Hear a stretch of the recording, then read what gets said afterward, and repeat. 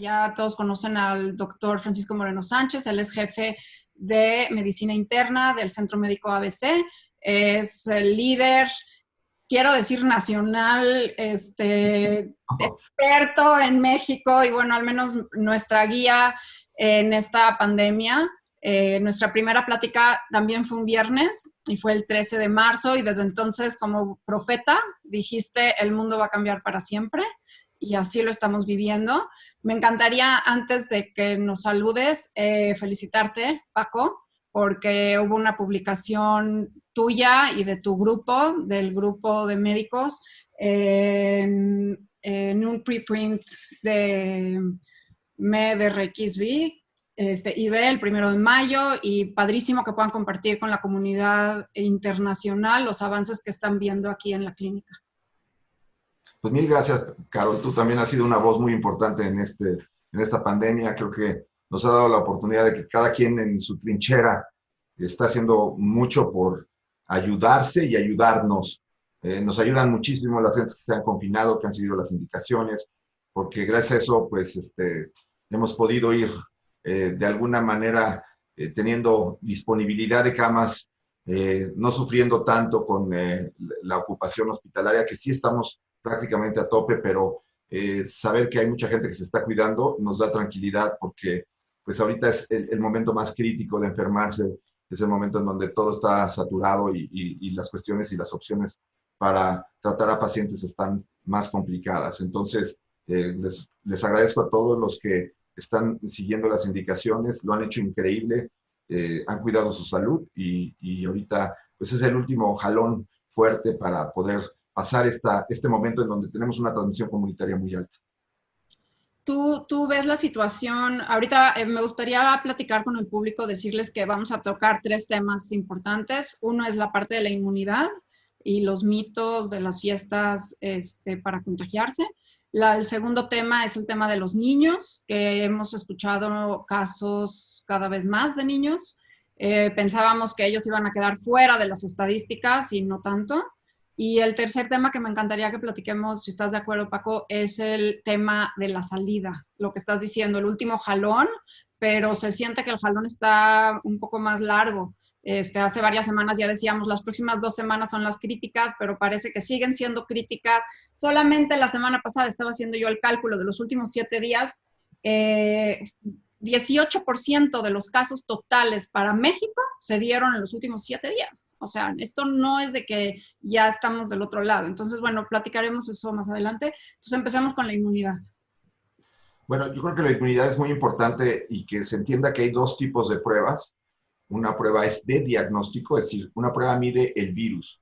El virus llega a nuestra vía respiratoria y principalmente se aloja en la parte alta del aparato respiratorio y después en algunos pacientes que no pueden controlar la infección, baja a los pulmones y de ahí puede incluso afectar otros órganos. Se ha detectado en materia fecal, se ha detectado incluso en esperma, se ha detectado en sangre, es decir, hay una dispersión del virus, pero inicialmente se afecta esta área, por eso las pruebas son a través de la nariz o de la faringe y como han oído, también hay casos en donde la prueba puede ser negativa, el virus disminuye la presencia en este sitio, pero la persona tiene la enfermedad. Es muy bajo el porcentaje de gente que tiene una prueba negativa, pero puede ocurrir. Esas son pruebas diagnósticas, miden el virus. Y las pruebas de inmunidad de las que vamos a platicar ahorita son para determinar si yo ya tuve la enfermedad y me curé. Es decir, después de que yo tengo la infección, mi sistema de defensas genera un anticuerpo. El anticuerpo es como el soldado encargado de controlar a esa infección. En algunas personas ese número de soldados es pequeño y por eso tienen una infección más fuerte. En otras generan un número enorme de soldados y logran controlar la infección. Esas personas pueden además producir tantos soldados que podemos, después de que se enfermaron, extraer sangre y pasarle esos soldados a otra persona. Eso es lo que se llama tratamiento con suero convalescente. El suero es la parte líquida de la sangre en donde vienen esos soldados, esos anticuerpos, y existen métodos para medir eso. Les vamos a poner una gráfica para tratar de explicar esto en una forma de cómo ocurre a través del tiempo, porque sí hay mucha confusión entre las pruebas de diagnóstico y las pruebas de inmunidad. Entonces aquí pensemos que el momento cero es cuando nosotros nos infectamos, hay un periodo de tiempo en el que nosotros no sabemos que estamos infectados, pero en este momento ya podemos contagiar. Este es el periodo asintomático y desafortunadamente sabemos que 2, 3 días antes, si bien aquí es el quinto día, 2, 3 días antes de que la persona presente síntomas, puede empezar a contagiar. Durante este periodo, esta línea azul que vemos es cuando tiene la persona el virus. La mayor parte de la gente, para el día 14, ese virus desaparece, pero como está muy bien en la gráfica expresado, el virus puede permanecer, o partículas del virus, hasta el día 28. Esto también lo quiero comentar porque ha habido casos en donde personas le toman una prueba, resulta negativa, y a los 2, 3 días se toma otra por alguna razón y resulta positiva. Porque están en esa curva azul en donde pueden tener expresión de virus o restos virales, que no necesariamente quiere decir ni que sigan siendo contagiosos porque se han cultivado y no crecen, ni tampoco quiere decir que sea una nueva infección. No hay hasta el momento detectadas nuevas infecciones y eso es muy importante. Pero bueno, de los soldados que les hablaba, hay un soldado que aparece rápido y se llama IgM. Eso no es el virus, eso lo producimos nosotros. Eso es nuestra inmunidad. Por eso hablamos de pruebas de inmunidad. Esta línea verde que está en esta curva es un anticuerpo que se llama IgM. Y yo a mis alumnos siempre les digo, M es de momento. Cuando tienes esa prueba positiva es que en ese momento tienes la infección. Conforme va controlando ese anticuerpo al virus, empieza a aparecer otro anticuerpo que, si bien también tiene esa capacidad de eliminar al virus, tiene también una situación en donde nos va a permanecer en forma alta por tiempo largo. Esto es lo que necesitamos saber en un futuro. Si se mantiene alto por largo tiempo, quiere decir que vamos a ser inmunes por largo tiempo. Si se mantiene alto por muy bajo tiempo, entonces quiere decir que esta enfermedad nos va a generar una inmunidad temporal, que es algo que no sabemos. Sabemos que produce inmunidad porque se eleva IgG y no ha habido recontagios, pero no sabemos cuánto tiempo va a durar esa curva roja y de eso depende en cuánto tiempo podríamos volver a ser susceptibles a esta enfermedad. Les pongo un ejemplo sobre los dos virus que ocurrieron antes del SARS-CoV-2, que se llama SARS-CoV-2. El primero fue en el 2002, como habíamos comentado, el SARS, y después en el 2012-13 apareció el MERS. Esos dos virus, que tienen una estructura muy similar a este virus, provocaron una inmunidad que llegó a durar hasta 2 años. Sería extraordinario, sería una noticia magnífica que la inmunidad que tuviéramos de este virus durara 2 años. Puede que dure menos, pero si nos mantiene bien hasta que haya una vacuna que nos pueda prolongar esta inmunidad, pues eso es lo que buscamos, ¿no? Estar inmunes para lograr que en ese momento, en el momento en que venga una segunda oleada o una tercera oleada, nuestros anticuerpos nos defiendan y no nos volvamos a enfermar. Ahora, lo que también es muy importante es que esto lo vamos desarrollando gradualmente. Como ustedes ven, es hasta el día 14 cuando empezamos a producir la prueba de inmunidad. No tiene sentido que uno se haga una prueba de inmunidad cuando está apenas con la infección. Lo ideal es que dejen pasar 3 semanas. ¿Para qué? Para que el anticuerpo ya tenga un nivel adecuado y se pueda detectar. Mucha gente se hace pruebas de inmunidad antes de tiempo y se apanica porque le salió negativa. Entonces es que no diste el tiempo suficiente. Y la otra cosa que es importante es que muchas de las pruebas de inmunidad detectan niveles muy altos de anticuerpo. Si te sale una prueba de inmunidad baja y tuviste COVID por una prueba, no quiere decir que ya no seas inmune. A lo mejor la prueba que te están haciendo, por ejemplo, la que nosotros estábamos haciendo, que ahorita no la podemos hacer por otras razones, es para detectar a los pacientes que tenían una cantidad de anticuerpos de soldados muy grande, que pensamos utilizar esa sangre para tratar a nuestros pacientes que están enfermos aquí en el hospital. Entonces, este es muy importante entender lo de inmunidad. La parte que nosotros producimos es inmunidad, la parte que produce el virus es la parte que usamos como diagnóstico. Pero bueno, eso es fundamental porque si no, no entendemos por qué ciertas pruebas salen negativas o positivas y tampoco entendemos cuándo hacer qué. Entonces, en la parte del día 0 de contagio a que empiezan los síntomas, que es el día 5 a 7, y a partir del 7 al 14 hay que hacer pruebas de PCR de diagnóstico. Y a partir del día 14 y preferiblemente 21 se hacen las pruebas para buscar inmunidad. Esto es muy importante, Paco, porque la gente está confundiendo estas dos Y etapas. además dijiste algo que muy bien, Carol, porque yo no lo había comentado, pero lo que dices también es cierto. Si ven la curva azul, hay mucha gente que se expone con alguien que resulta que tiene COVID positivo. Y entonces corre a hacerse la prueba el mismo día. Si tú te expusiste a alguien que tiene COVID, no vas a hacer o no te van a detectar el virus hasta más o menos 3 a 5 días después de que te expusiste. Entonces, si te haces una prueba antes de tiempo, te pueden decir es negativa y tú estás en el periodo de incubación, en donde todavía no tienes suficiente virus detectable para que la prueba te salga positiva. Entonces, si estuviste en contacto con alguien que resulta que tiene COVID positivo, después de 3 días hazte la prueba, no antes. Lo ideal es hacértela hasta el día 5. Pero bueno, la ansiedad produce que la mayor parte de la gente se la haga el día 3 y está bien porque muchos de ellos salen positivos. Pero las pruebas de inmunidad no se la hagan antes de 21 días, porque entonces lo único que se empiezan a confundir es, ¿me dio o no me dio?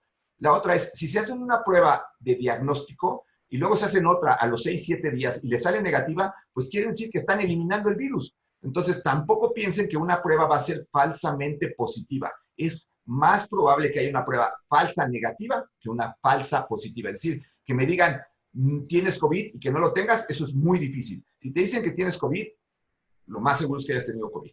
Y además eres contagioso durante toda la curva azul, o sea, hasta el día 28, que eso es también muy importante. Paco, hablemos ahora entonces de qué pasa con esta locura, de esta iniciativa de replicar las fiestas que se hacían en los 80s para la varicela, comparar, creo, patógenos como la varicela, que tiene una letalidad completamente distinta al COVID, creo que tiene sus riesgos, quizás es un poco apelando a que los jóvenes se quieren reunir.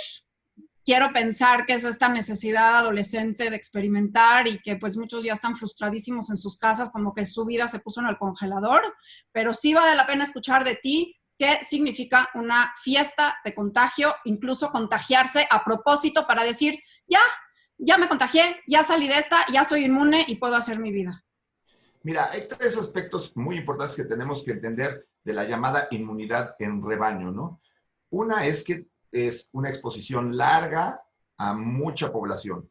Eventualmente, si es con vacuna o si es en forma natural, la mayor parte de la población va a acabar teniendo esta inmunidad de rebaño, pero en un periodo que tiene que ser muy prolongado.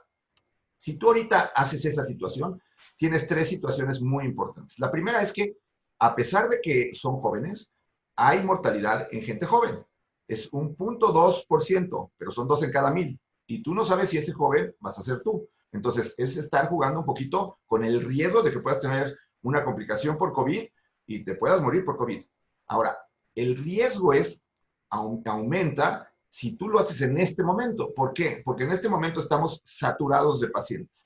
Entonces, si haces esa fiesta y de esa fiesta resultan 200 personas enfermas y de esas 200 personas hay 20 que necesitan venir al hospital, esos 20 no van a tener lugar en los hospitales. Entonces, va a ser un problema para atender a esa gente joven. Y el tercer punto es una enfermedad esta en donde tienes una responsabilidad contigo y con los demás. Si tú vas, te infectas, es muy probable que cuando regreses a donde vives o alrededor de donde estás, puedas contagiar gente que tiene riesgo, gentes con factores como edad, diabetes, obesidad, etcétera.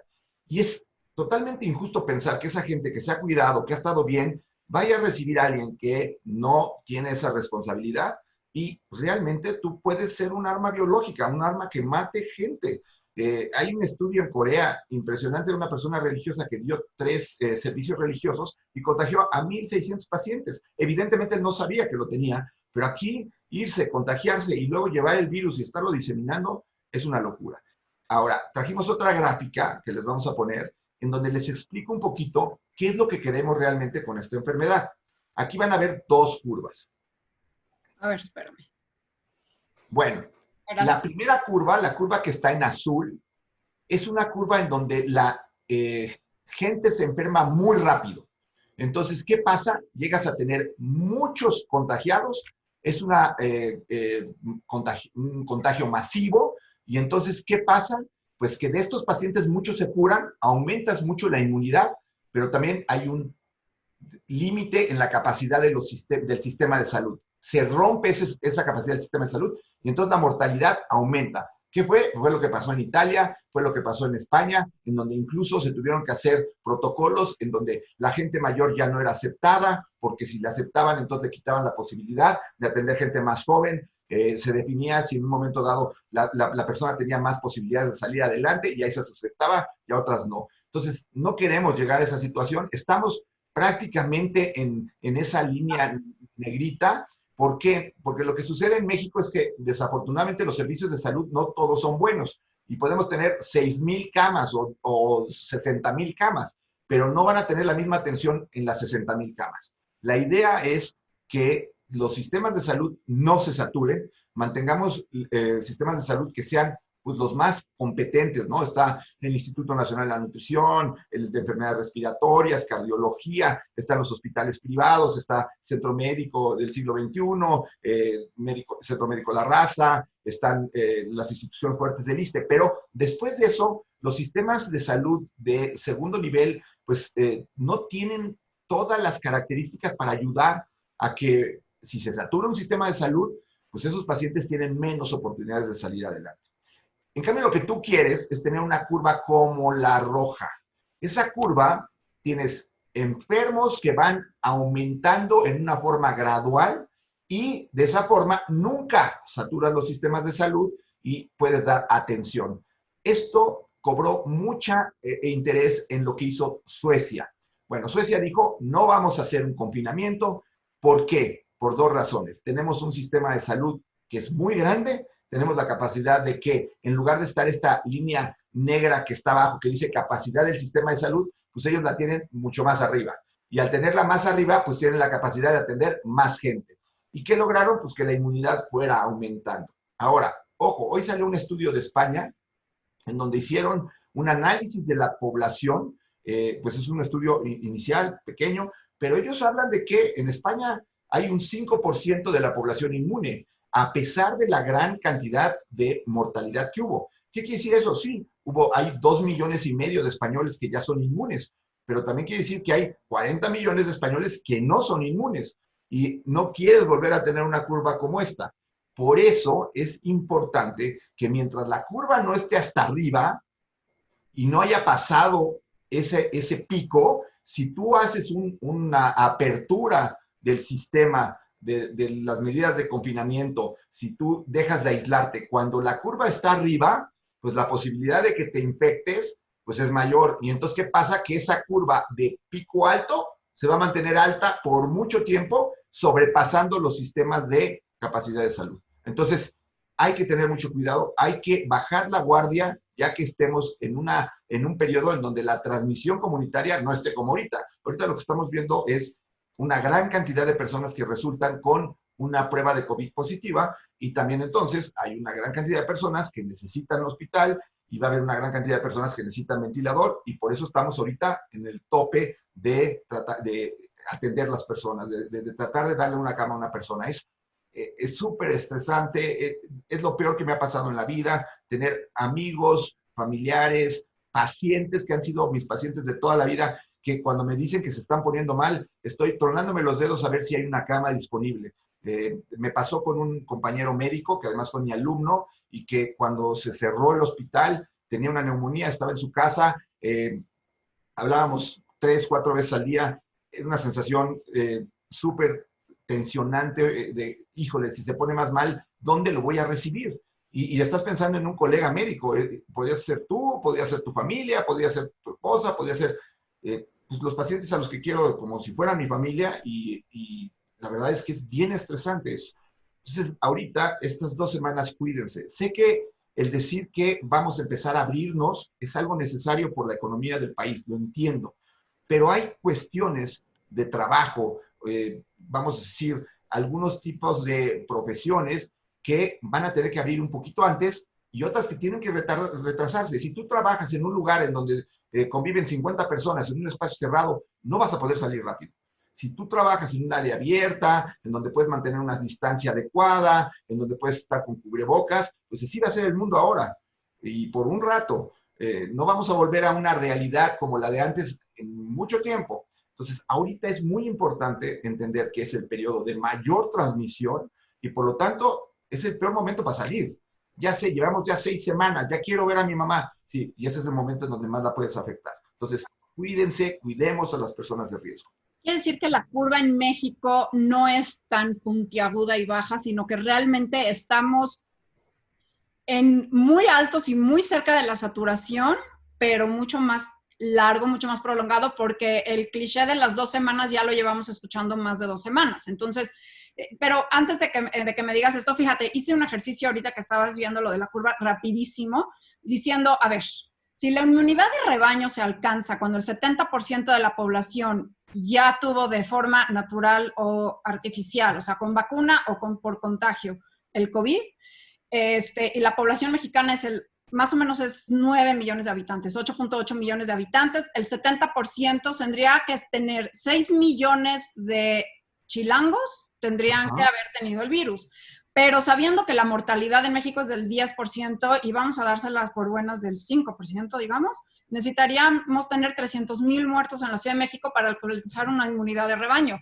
Regreso a las fiestas. No tienen sentido estas fiestas inmunológicas, menos en esta etapa, menos ahorita que estamos rozando la línea negra que mostraste y menos con la saturación y con los servicios que están a borde y con una letalidad tan alta que no se compara con la varicela, ¿no? Estoy totalmente de acuerdo contigo. Aquí la cuestión es que también no sabemos y que vamos a saber con las pruebas de inmunidades. Hay mucha gente que es asintomática. Es decir, por cada persona que tiene síntomas, hay un número grande de personas que no tienen síntomas. Entonces, ¿a qué voy? Vamos a suponer que, por ejemplo, en el crucero de Yokohama, hicieron pruebas a todos los pasajeros, ¿no? Y encontraron que 13% de ellos tenían infección y no tenían ningún síntoma. Entonces, hablamos de un 13% de asintomáticos. En otros estudios han sido aproximadamente 20, 25. Ahora en el de España asusta porque puede ser 10. Vamos a pensar que son 20%. Entonces, si tu mortalidad no es la de la cifra de los casos que tienes, sino es mucho mayor porque hay un número que hay que sumarle de casos asintomáticos. Pero de todas maneras sigue siendo muy grande. Ahora, ¿cuál es el problema en México? El problema en México es que se fue por un modelo que no es el modelo que ha recomendado la Organización Mundial de la Salud. Somos el país número 18 en casos el día de hoy, somos el número 14 en defunciones y somos el número 147 en pruebas. ¿Qué quiere decir? Hay 146 países que tienen más pruebas que nosotros. Cuando tú no tienes pruebas, no sabes cuándo es el pico, por eso hemos estado diciendo en las próximas 2 semanas, en las próximas 2 semanas, porque no sabemos realmente cuáles son nuestros números. No sabes cuánto dura esa meseta, no sabes cuánto tiempo va a durar el pico, y por lo tanto también es muy difícil saber cuándo puede salir. Entonces, el problema de aquí es, el 8 de abril se comentó, estamos siguiendo un modelo en el que tenemos que multiplicar los casos por 8.3, pero las estadísticas que nos presentan ya nunca lo multiplicaron por 8.3, es decir, de los 50,000 casos a los que vamos a llegar, pues no lo estamos multiplicando por 8.3 y no estamos contando los asintomáticos, entonces no sabemos realmente qué es lo que está sucediendo en nuestro país y por eso es tan difícil determinar. No es que estemos diciendo 2 semanas y 2 semanas y 2 semanas. Lo que pasa es que pues, no tenemos números que nos permitan hacer un pronóstico de lo que está pasando. Entonces, ¿cómo vamos a salir? Si no, ya asumamos que no estamos haciendo pruebas, me da una tristeza enorme que tampoco estamos haciendo las serológicas. Me parece que nada más a partir del 10 de mayo en el IMSS está autorizado para hacer las pruebas serológicas. Es una tristeza porque también las pruebas serológicas ayudan a poder hacer los tratamientos con plasma convaleciente, que me parece que en el centro médico lo estaban empezando a hacer, ¿correcto? Así es, ya tenemos todo el protocolo armado, pero necesitamos esa prueba para saber quiénes son los que tienen esos soldados de los que hablábamos. Si hay una persona que llega y tiene todo un ejército de soldados, pues ese plasma es muy valioso. Se lo vas a dar a personas que no tienen soldados y cada persona que dona plasma dona 600 mililitros. Es aproximadamente el 10% de lo que tiene circulando en el cuerpo. Y eso se le pasa a 3 personas, es decir, cada quien recibe 200 mililitros. Una persona puede ayudar a salvar a 3. Entonces, imagínense la ventaja de tener esto. Vuelvo al punto de que esta enfermedad nos da la dualidad de cuidarnos a nosotros y de hacer algo por los demás. Hay infinidad de gente que me ha hablado, yo quiero donar plasma, y yo lo quiero hacer, pero necesito tener pruebas serológicas para hacerlo. Y la otra es que si tenemos pruebas serológicas, podemos saber el porcentaje de la inmunidad. Y mientras más inmunidad tienes, más seguro va a ser salir a la calle. ¿Qué es lo que yo creo que vamos a tener que hacer? Es pruebas de inmunidad, ver cuáles son el trabajo de riesgo y cuál es el trabajo de no riesgo, y se van a empezar a tener que abrir los trabajos de menor riesgo, en donde están más abiertos, menos expuestos, menos conglomerados. Y la otra situación que también va a ser real, vamos a tener que ver quiénes son las personas de riesgo y quiénes no. Las personas que no tienen tanto riesgo van a salir antes y van a tener que continuar cuidando a la gente mayor que tiene pues problemas de comorbilidades, porque si ellos regresan infectados, esos tienen que mantener pues esa curva plana, porque si no, otra vez regresan todos los que no son de riesgo, pero van a contagiar a los de riesgo. Hay una creencia en la calle de que la gente que cree, y textual te lo voy a decir, la gente cree que el gobierno decretó que la enfermedad acaba el 1 de junio y ya podemos volver a trabajar. ¿Cuándo acaba la pandemia? La pandemia no se acaba, y no se acaba en muchos meses. Lo que tenemos que tener es disminuir progresivamente los casos, que no tengamos rebotes, esa es la idea. Y que si tenemos rebotes que se llaman olas, sean cada vez más pequeñas que la ola anterior. Y que esas olas solamente sirvan para que se inmunice más gente hasta que lleguemos a lo que tú comentas, el 70% de esa inmunidad de rebaño. Recuerden que el virus, para subsistir en el ambiente, tiene que tener un huésped. Y el huésped tiene que ser susceptible. ¿Y cómo es susceptible? Que no tenga inmunidad. Si tienes ya de 100 personas, 70 que no son susceptibles, al virus le cuesta más trabajo encontrar, por decir una forma, vamos a decir, metafórica, a la persona que es más susceptible. Si todos son susceptibles, el virus se va a estar reproduciendo fácilmente. Mientras menos hay, entonces quiere decir que le cuesta más trabajo al virus. Mientras menos hay, es que hay más gente con inmunidad. ¿Cómo lo ves entonces? ¿Cuándo crees que saldrán? ¿Cuándo crees que realmente? Mira, ahorita es muy sencillo cuidarte porque todos los que pudimos te obedecimos, los que no es porque tenían sus trabajos esenciales que cumplir o no podían guardarse, pero ya esta vida binaria de salgo y no salgo, blanco y negro, vamos a hacer una transferencia a tonos de grises donde vamos a tener que sentirnos cómodos y evaluar nuestros riesgos. ¿Cómo va a ser esto y cuándo? Esto pues, se va a empezar a hacer en junio, eso va a ser real, porque pues, va a ser, no solamente estamos nosotros, sino en México es todo México, ¿no?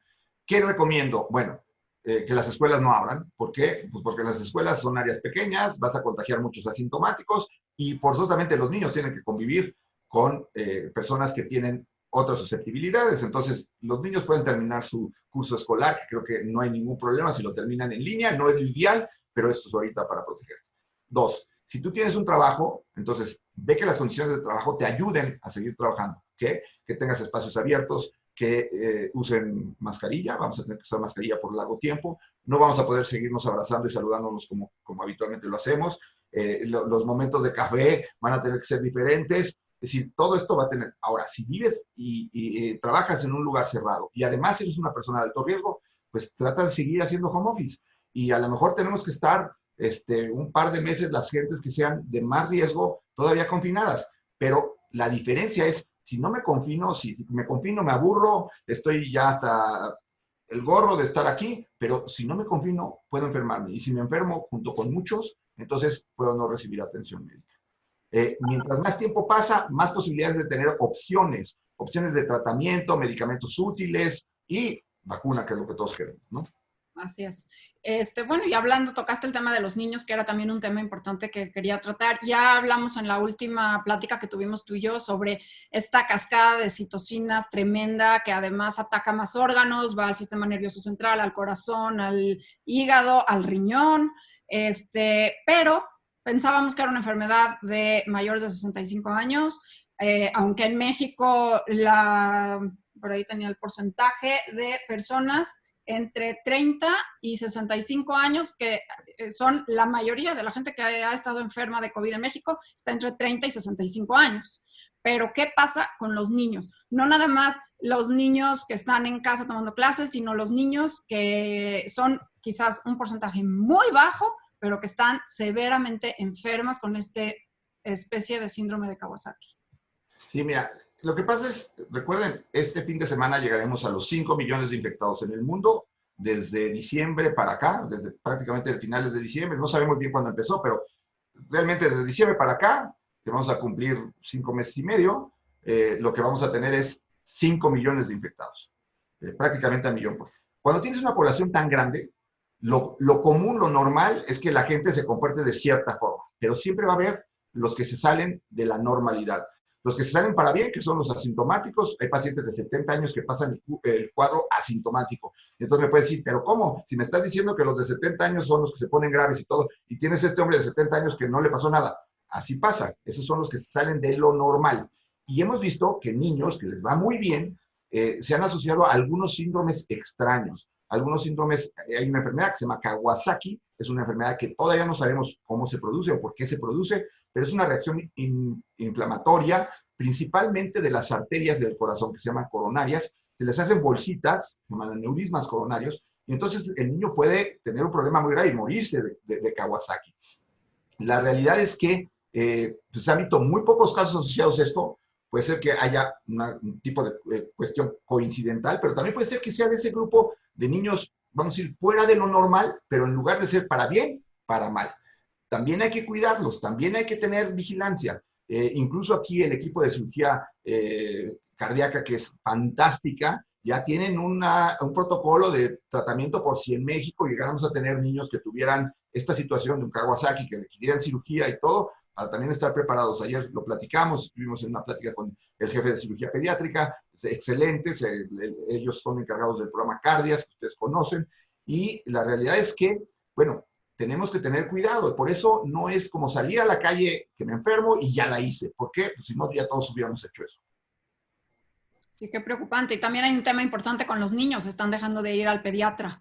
Se están perdiendo sus refuerzos de tétanos, sus polio, en fin, podemos esperar, si no vamos a vacunar a nuestros niños y a seguir sus esquemas de vacunación, alguna subida o alguna epidemia concomitante con la pandemia. Bien, pudiera ser, incluso pasó después de que en los 90 hubo todo este frenesí de que las vacunas, sobre todo las vacunas de la triple virales, de la del sarampión, parotiditis, o sea, paperas y rubiola, dejó de utilizarse porque hubo rumores de que se asociaba a autismo y entonces mucha gente fue antivacuna y ahora tenemos brotes de sarampión en este momento, 2020, cuando esto ocurrió en los 90, porque esa gente pues, nunca recibió vacunas y cuando hay un brote, pues esa gente está desprotegida, ¿no?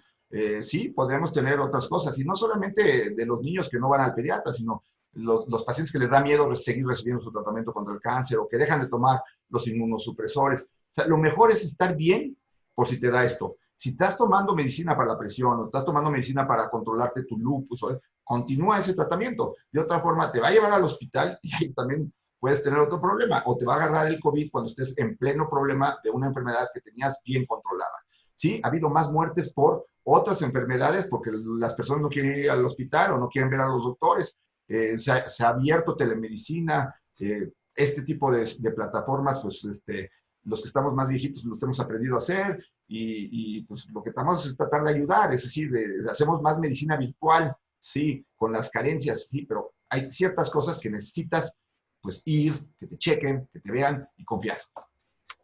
Paco, muy importante nada más ya casi para acabar, resaltar el tema de la obesidad, que lo habías platicado levemente la vez pasada, pero realmente está siendo un tema donde casi el 20% de los casos sí es, o sea, el factor de riesgo principal está siendo por mucho la obesidad, pero la obesidad ni siquiera es una obesidad mórbida, sino es un índice de masa corporal de 30. Sí, bueno, efectivamente, incluso en nuestra casuística de este artículo que tú mencionabas que subimos para desde 26 empezamos a tener problema. Evidentemente, mientras más es tu índice de masa corporal, mayor el riesgo. ¿Por qué la obesidad? Porque la obesidad lo que produce es un estado inflamatorio, es decir, se inflama el cuerpo mucho más fácil cuando estás gordito. Y además, al estar gordito, esa obesidad que tienes sube el diafragma, empuja los pulmones hacia arriba y tu espacio para respirar disminuye. Entonces, sí, la obesidad es un factor bien documentado de riesgo. Y en México, que somos entre el país 1 y 2 de obesidad, pues estamos teniendo mucho problema. Pacientes jóvenes que llegan aquí, pacientes de menos de 50 años que llegan al hospital, muchos de ellos lo que han presentado es problema por obesidad. Este es nuestro artículo, como lo presentó Carol. La verdad es que es un trabajo, como ustedes ven, aquí no hay un héroe, aquí son muchísimos, todos participaron en este trabajo, hay infectólogos, hay terapia intensiva, Juvenal Franco, la doctora Yanera Aguirre, Claudia Olvera, son excelentes intensivistas, el doctor Palomar, un excelente neumólogo. Es decir, es un grupo multidisciplinario en donde pues no solamente una persona hace todo este trabajo, gracias al trabajo de todos, pues hemos logrado tener una mortalidad baja en el hospital, pero pues sí hemos encontrado que la obesidad es un factor de riesgo. Eso yo creo que también es un punto bien importante, Carol, porque creo que algo que va a cambiar junto con este cambio que tenemos del mundo es vamos a tener que cuidar más nuestra salud en un futuro. Vamos a dejar de preocuparnos por trabajar y no dormir y comer mal y todo, porque eso ha llevado a que nuestro cuerpo no esté bien preparado para estas cosas. Y yo creo que uno de los aprendizajes de ahora es tienes que tener cuidado con tu salud, porque si no, viene una situación como esta y la gente pues no le está dando tiempo de bajar de peso y sabemos que es un factor de riesgo. Pues, Paco, muchísimas gracias. Nos seguiremos cuidando y vamos de 2 semanas en 2 semanas como la ranita que brinca la regla de la primaria. En 2 semanas platicamos sobre las siguientes 2 semanas. Esperemos tener los datos para confiar un poco más en nuestra próxima etapa, que es la salida, que como tú bien lo habías dicho, no queremos, entre más información, más claro el panorama y con mayor confianza y seguridad vamos a salir. Mientras tanto, creo que el mensaje es clarísimo, nada de fiestas para contagiarse, paciencia, paciencia, paciencia. Ya llegaremos, yo siento que ya llegaremos a la resolución de esto en algún momento, no va a ser pronto, pero tenemos que tener paciencia. Sí, Carol, yo creo que este es un punto muy importante. La gente está muy desesperada de haber permanecido tanto tiempo aislado. Yo les digo, si están viendo este video, están bien, están sanos y lo han hecho bien. La idea es, si nos portamos bien otro ratito, cada vez estamos más cerca de salir de una manera bien protegida y con el menor riesgo posible a lo que queremos, que es volver a regresar a una vida diferente, pero lo más parecida a lo que teníamos.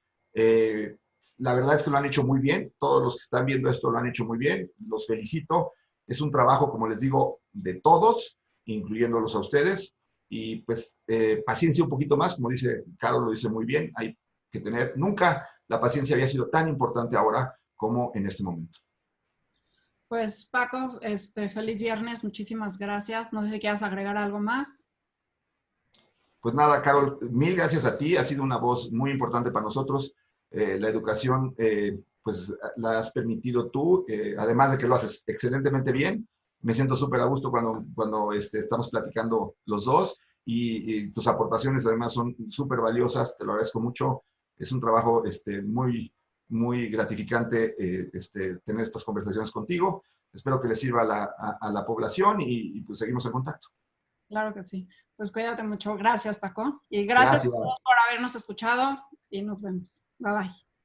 Bye.